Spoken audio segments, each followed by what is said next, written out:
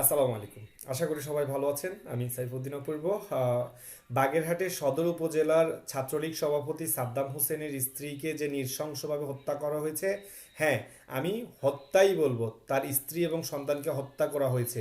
এই যে দেখেন, স্পষ্ট ছবির মধ্যে দেখা যাচ্ছে যে এই বোনটির পাটা খাটের উপরে আছে। তা একজন মানুষের পা যদি খাটের উপরে থাকে, মানে সাপোর্ট পায়, কিভাবে সে মরে যায়, কিভাবে সে সুইসাইড করে? আমি জাতির কাছে প্রশ্ন রেখে গেলাম। এবং হিউম্যান সাইকোলজি এরকম যে কেউ যদি ডিপ্রেশনে সুইসাইড করতে যায়, যখন গলায় ফাঁস নিয়ে নেয়, তখন কিন্তু সে ফিরে আসতে চায়, কিন্তু আর ফিরে আসতে পারে না। কিন্তু এই বোনটির পা তো খাটের উপরে, সে তো ফিরে আসতে পারতো। এবং এই মিডিয়াগুলো না জেনেই বলছে যে সে সুইসাইড করছে, তারা এগুলো পর্যবেক্ষণ করছে না, এই গদি মিডিয়াগুলো, এবং এই প্রচারও করছে যে শেখ হাসিনা নাকি 5ই আগস্টে আওয়ামী লীগকে একা করে উনি দেশের বাইরে চলে গেছে। এই মিডিয়াগুলার এবং বিএনপি জামাতের কত দরদ আওয়ামী লীগের নেতাকর্মীদের উপর। তাহলে শেখ হাসিনা না হয় স্বার্থপরের মতো আমাদেরকে ফেলে চলে গেছে, তো আপনারা কেন আমাদের গায়ে হাত তুলছেন, মব সন্ত্রাস করে আওয়ামী লীগের নেতাকর্মীদের হত্যা করাচ্ছেন? কেন আপনারা আমাদেরকে জেলে দিচ্ছেন? হ্যাঁ, আপনাদের তো আমাদের প্রতি এত মায়া। আসলে শেখ হাসিনা যেতে চায়নি, শেখ হাসিনা যেতে বাধ্য হয়েছে। শেখ হাসিনা বাংলাদেশে থাকলে, গণভবনে সেদিন থাকলে অন্তত হাজার হাজার লাশ ফেলতো, লাশ ফুটতো। উনি যদি বাংলাদেশে থাকতেন, তিনি লাশ চাননি বলে তিনি চলে গেছেন। এবং এই বোনটির সুষ্ঠু তদন্ত জানা, মানে হত্যাকাণ্ডের সুষ্ঠু তদন্তের দাবি জানাচ্ছি। তাহলে প্রমাণ হবে যে আসলে কে বা কারা তাকে হত্যা করছে। এবং আমি এর তীব্র নিন্দা জানাচ্ছি।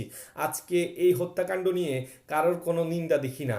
এখন অনেকেই বলবেন আওয়ামী লীগের সময় অনেকেরই মেরে ফেলছে, কমেন্টে অনেকে এসে বলবেন।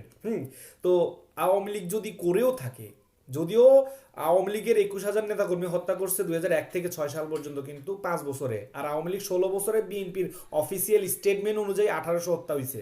তাহলে কোথায় 16 বছরে 1800, আর কোথায় 5 বছরে 21,000? কত বেশি তারা করছে। আওয়ামী লীগ কিছুই করে নাই তাদের তুলনায়। তারপরেও তর্কের খাতিলে আমি ধরে নিলাম আওয়ামী লীগ অনেক হত্যাকাণ্ড করছে। তা আপনারা এতদিন নিন্দা জানাইছেন, তা আপনারা তো সুশীল, আপনারা তো ভালো। এখন আপনারা এই হত্যাগুলোর জন্য কেন নিন্দা জানাচ্ছেন না? এই যে 2 বছরের শিশুটিকে এইভাবে নৃশংসভাবে হত্যা করা হলো, এখন আপনাদের প্রতিবাদ কোথায়? সুশীলরা এখন আপনারা কোথায়? আপনাদের তথাকথিত বুদ্ধিজীবীরা, এই মিডিয়ার, হলুদ মিডিয়া, এখন কোথায় আপনারা? এখন আপনাদের মানবতা নাই, মানবতা থাকে শুধু আওয়ামী লীগের সময়, না?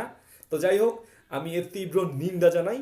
আমি জাতির কাছে প্রশ্ন রেখে গেলাম যে আওয়ামী লীগ করলে কি এইভাবে তার স্ত্রী সন্তানকে মেরে ফেলতে হবে, এবং জায়গায় জায়গায় মত সন্ত্রাস করে তাদের নেতাকর্মীদেরকে জেলে দিতে হবে, মারতে হবে?